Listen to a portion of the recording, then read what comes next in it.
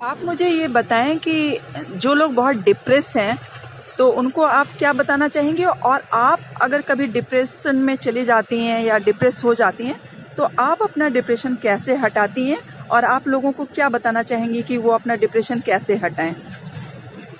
देखिए, पहले तो ये है कि हमें हमेशा प्रेजेंट मोमेंट में रहना चाहिए। ना हमको पास्ट फ्यूचर के बारे में ज़्यादा नहीं सोचना चाहिए, ठीक है। क्योंकि अभी आप जो कर सकते हैं ना वो आप पास्ट में कर सकते हैं ना फ्यूचर में कर सकते हैं। इसलिए प्रेजेंट मोमेंट में रहना चाहिए, ठीक है। आप ज़्यादा चिंता ना करें, जो होगा बहुत अच्छा होगा। ऑलवेज बी पॉजिटिव, क्योंकि आपको कोई भी समस्या 2 या 2.5 दिन तक परेशान कर सकती है, इससे ज़्यादा नहीं। आप उस वक्त ध्यान ही मत दीजिए कि हमारे पास कोई समस्या है या हमें कुछ परेशानियां हैं, ठीक है। तो धीरे धीरे आप देखोगे उसको हैंडल कर लोगे। एकदम आपको शांत रहना चाहिए हमेशा, और सोचना चाहिए कि भगवान ने आपको जीवन दिया है तो इसमें कुछ अच्छा करे, ना कि हम ये सोचे कि अब क्या करें, आगे क्या करें। ये नहीं, हम जो कर सकते हैं वो करें, और दूसरे की दौड़ में ना करें। वो अगला क्या कर रहा है, वो कैसे कर रहा, नहीं। हमारी जितनी कैपेसिटी है उसके हिसाब से हम काम करें, और दूसरे लोग को ज़्यादा ना देखें। तो जो लोग बहुत बात बात में डिप्रेशन में चले जाते हैं, कुछ भी उनके साथ गलत होते हैं तो वो डिप्रेस हो जाते हैं, आप उनके लिए क्या कहना चाहोगे? खुद पे ध्यान दीजिए और अपने बारे में विचार करिए कि हमें बार बार परेशानी क्यों हो रही है, या हम डिप्रेशन में क्यों जा रहे हैं। क्योंकि लाइफ आपको एक ही बार मिलेगी, या तो उसको आप हंस के जियो या रो के जियो, ठीक है। और ज़्यादातर ये सोचो कि हम कैसे पॉजिटिव बने, थोड़ा सा ध्यान दो। हर चीज़ के लिए भगवान का शुक्रिया करो। आपके पास जो आपके पास है उसके लिए थैंकफुल रहिए। उसके लिए आप बोलिए कि भगवान ने हमको इतना दिया है, ये बहुत अच्छा है। ये ना सोचिए कि भगवान ने हमें ये नहीं दिया, हमें ऐसा नहीं दिया, ये नहीं सोचना है, ठीक। हमेशा अपने से छोटे लोग को देखिए जिनके पास कुछ नहीं है तो भी वो कितने खुश हैं। हमारे पास सब होने के बाद ही हम खुश नहीं रह रहे, डिप्रेस में जा रहे, तो ये हमारा ही फॉल्ट है, ठीक है। मतलब अगर हमें जैसे हो जाता है किसी को, ये मानसिक बीमारी है अक्सर, तो ये आपको भी मालूम ही है कि ये तो मानसिक बीमारी है एक तरह से। अगर आप सोचोगे तो डिप्रेशन में जाओगे, नहीं तो बहुत बड़ी बड़ी मुसीबतें भी लोग झेल जाते हैं। हाँ, तो उस चीज को, अपने दिमाग को स्ट्रांग बनाने के लिए इंसान को ज्यादा से ज्यादा क्या करना चाहिए? मेडिटेशन करना चाहिए और शांत रहना चाहिए, और अपने में ही स्थिर होने की कोशिश करना चाहिए। ना किसी से कंपटीशन करे, ना किसी को देखा देखी करे, ठीक है। जो उसके लिए ठीक है वो करे। तो अगर उसका डिप्रेशन है, उसे क्यों है, उस कारण को ढूंढे, और उसके लिए क्या बेस्ट है। अगर आपको योगा है, आपको एक्सरसाइज, आपको घूमना है, या कोई गेम्स जो आपको अच्छा लगे वो करिए आप, तो आप डिप्रेशन में जाने से बच जाएंगे। नहीं, जैसे कोई चीज उसको ना मिली, वो बहुत समझ लीजिए कि कई बार क्या होता है कि कुछ लोग किसी लड़की से शादी करना चाहते हैं, या कोई लड़की किसी लड़के से शादी करना चाहती, अगर उनकी शादी कहीं और हो जाती है या उससे नहीं हो पाती तो वो अपनी जिंदगी खत्म करने पे उतारू हो जाते हैं। या कुछ बच्चे ऐसे होते हैं जिनको नौकरी जो चाहिए होती है वो नौकरी नहीं मिलती है, तो वो सुसाइड करने की सोचने लगते हैं। तो उनके लिए आप क्या कहना चाहेंगे? हमें नहीं मिला तो शायद भगवान ने सोचा होगा कुछ अच्छे कारण से ना मिला, हमारे लिए उससे और अच्छा कुछ रखा हो, या हम और किसी चीज़ के लिए बने हुए हों। तो ये ज़रूरी नहीं है कि जो आपको नहीं मिला वो आपका बैड लक है, वो आपका गुड लक भी होता है। कई बार जब आप लाइफ को जिएंगे और लास्ट में आपको मिल जाएगा तो लगेगा अरे इससे अच्छा तो हमें कुछ मिल ही नहीं सकता था। ये उन्हें सोचना चाहिए और ऐसा अपना डिप्रेशन दूर करना चाहिए, क्योंकि डिप्रेशन नाम की कोई चीज़ नहीं है, ये हमारी मानसिक बीमारी है। हम किसी चीज़ को बहुत ज़्यादा सोचने लगते हैं, उसी में जीने लगते हैं, तो वही हमारी गड़बड़ हो जाती है। तो हमें एकदम शांत से रहना है, और ये बहुत ज़्यादा अपने से उम्मीद नहीं रखनी है। बस टारगेट रखिए कि आज इतना काम है, हो गया बस। ये नहीं कि हमें क्षमता नहीं है और हमें अपने से 10 गुना ज़्यादा काम अपने ऊपर लोड कर लिया है जो हम नहीं कर सकते, तभी वो डिप्रेशन होता है। अपनी क्षमताओं को देखें, उसके हिसाब से काम करें, तो कभी आपको डिप्रेशन नहीं होगा। अच्छा, और जैसे मान लीजिए अगर किसी को उनकी मानसिक स्थिति ठीक नहीं होती है, वो बार बार ऐसा सोचते हैं कि मैं अब स्ट्रांग बनूंगा या बनूंगी, और उसके बाद फिर से वो डिप्रेशन में चले जाते हैं, तो उनको ज्यादा से ज्यादा आपने सलाह दी है मेडिटेशन करने की, ठीक है। तो ये मेडिटेशन अकेले करें कि किसी गुरु के शागिर्दी में करें? मतलब कोई गुरु होना ही चाहिए ना इसके लिए। तो सबसे बड़ा गुरु आपका नेचर है। आप नेचर से प्यार करिए, फूल पत्तों को देखिए, प्रकृति को देखिए। देखिए एक ही मिट्टी में कितने तरह के फूल खिलते हैं, कितने तरह के फल लगते हैं। आप उनसे बातें कीजिए, पक्षियों को देखिए, कितने सुंदर उनकी आवाजें होती है। वही आपको मोटिवेट करेंगे, वही आपको मेडिटेशन होगा। ऐसा जरूरी नहीं गुरु के उसमें करिए, आप खुद भी कर सकते हैं।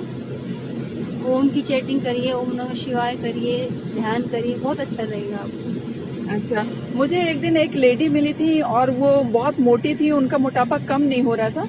तो वो कह रही थी मुझे लगता है कि मैं मर जाऊं कहीं जाके। तो आप ऐसे लोगों के लिए क्या कहना चाहेंगे कि जो अपनी छोटी छोटी, ये मोटापा कोई बहुत बड़ी बीमारी तो है नहीं, लेकिन हाँ थोड़ा सा बुरा तो लगता है, लेकिन उसके लिए वो इतना ज्यादा डिप्रेशन में चली गई थी। तो आप उनको क्या समझाना चाहेंगे ऐसे लोगों को जो अपने मोटापे से परेशान होकर डिप्रेशन में चले गए हैं? उन लोगों के हाथ मोटे तो आप देखिए आपकी दिनचर्या क्या, आप क्या खा रहे हो, क्या पहन रहे हो। आप मोटे, आपको कोई कह रहा है ना, आप सोचिए कि हम पतले हैं, थोड़ा सोच लीजिए और तो वॉक करिए, जो उसके लिए एक्सरसाइज है वो करिए। इतना चैनल में योगा आता है, आप भी अच्छा योगा सिखाती, ज्वाइन करिए। टारगेट रखिए 15 दिन में इतना कम करेंगे, इतना नहीं खाएंगे, है ना, तो खुद ही पतले हो जाएंगे। वो दिमाग को स्वस्थ रखना जरूरी है। शरीर तो जैसा है ठीक है। अगर खूब मोटे लोग भी टीवी में देखिए आते हैं तो कितना अपने आप को लोगों के लिए हंसी का पात्र बनते हैं, कितना पैसा कमा रहे। वो मोटे हैं, अगर वो भी ऐसे रोते रहते तो आज टीवी में आते, कुछ कर पाते नहीं। आप अपने मोटापे को अपना फैशन बना लीजिए, उसमें क्या दिक्कत है?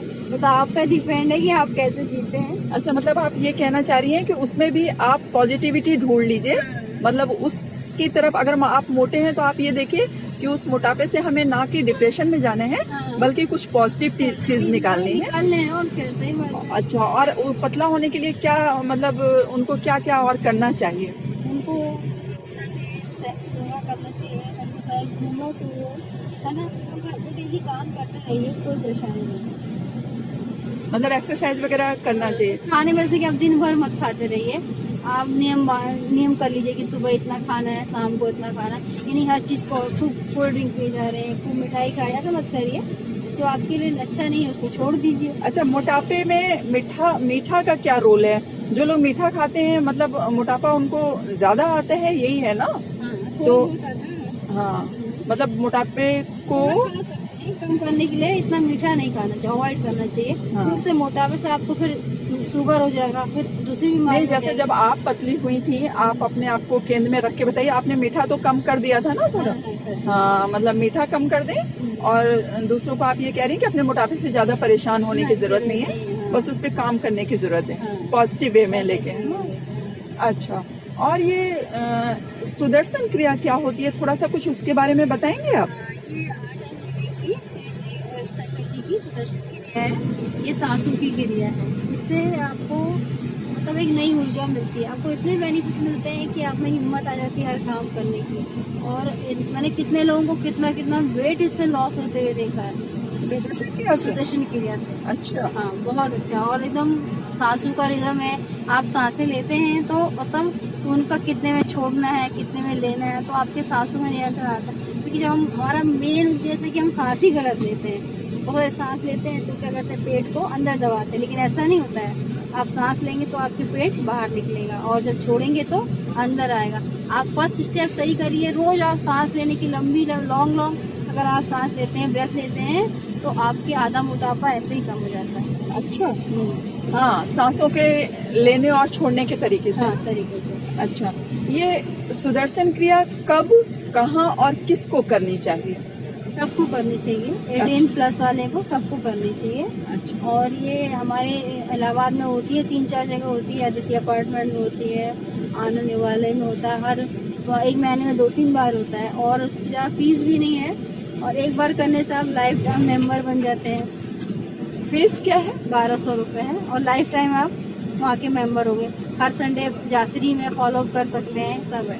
अच्छा, मतलब एक बार आपने 1200 दे दिया, उसके बाद जिंदगी भर के आप मेंबर बन गए। आप हमेशा जाके वहाँ पे एक्सरसाइज, योग, ये सब कर सकते हैं फ्री में। अच्छा, तो सुदर्शन क्रिया से फायदे क्या क्या होते हैं?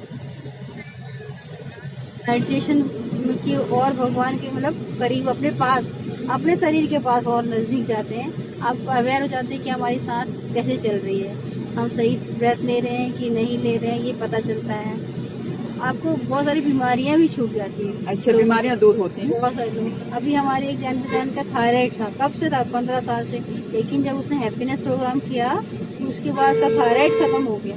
अच्छा, उनकी एज कितनी थी? उनकी एज 55।